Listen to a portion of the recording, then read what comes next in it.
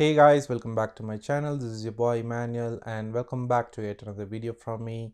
As you can see, I'm already in the Zoom client here. I want to show you what are the apps that are associated with Zoom. So if I click on the apps over here, we've got a ton of apps. If you look at the left hand side here, there are a lot of options for you to actually select the apps. Currently I'm going to use CRM, and as you can see, we've got a Hubspot for Zoom, we've got Queue for Sales, we've got Gainsight, we've got Playbooks by Gondola, and there are a lot of things that you can associate. So for now I'm going to show on Hubspot app for Zoom meetings. So if I click on add, it brings me to the HubSpot area over here, and it says you're about to add HubSpot app for your Zoom meetings. There is a note here which says the app can look at your settings, profile, and contact information, whatever your content you have. So I'm gonna allow this app to use my shared access permissions, and I'm gonna click on allow, and I'm gonna open on Zoom. There you go, guys. Once I do this, it is asking for a connection. So I'm going to click on this and I'm going to choose this account. There you go. So the app is accessing to request the HubSpot account. I'm going to click on connect app,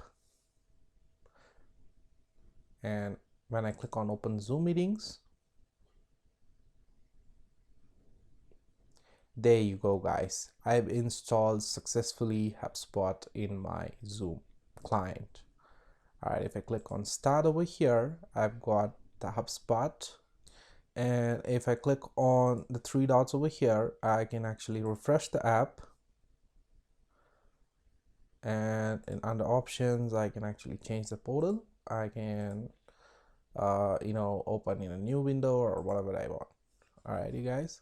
So as you can see, once I've installed this app, there is a notification which shows that one app has been connected to Zoom. All right, I'll come back, and my app has already been set up. So when I click on the discover button, I'll get back to look at other apps. So there are plenty of apps over here. We've got education, we've got collaboration, we could set up a timer, there are a lot of apps. So I just showed you one of the apps that we can connect with Zoom for sales, but there are so many apps that you can do. If you look at productivity, there are meeting tools that you can use. You can import images. You can actually increase your productivity. For example, say SurveyMonkey. This is an app that Zoom has to offer, and here, as you can see, actually the SurveyMonkey is a application that you use along with Zoom to create polls, to create surveys while you are at the meeting. So these are some of the useful tools that you might have along with the Zoom. So you get to create polls and then record it, and then share it with your team. All right, you guys. So and then when you look at note taking here, you've got apart from the whiteboard, we've got so many note taking applications that we can connect. The reason why I'm showing you all of these is Zoom has a lot to do with collaboration than doing it by itself. So it is fantastic, you guys, where you get to collaborate with so many applications and still use Zoom for your meetings. So I think this is a cool feature of Zoom. I suggest you try out some of these apps and let me know which one you like. So once you've installed the app, what if you wanted to remove the app? So I'll go back to my apps, and there is an option to manage the app over here. I'm going to remove HubSpot for Zoom meetings. So if I click on remove, ask me the reason. I'm just going to not say anything because it's optional. I'm going to click on remove. There you go. App has been removed from Zoom.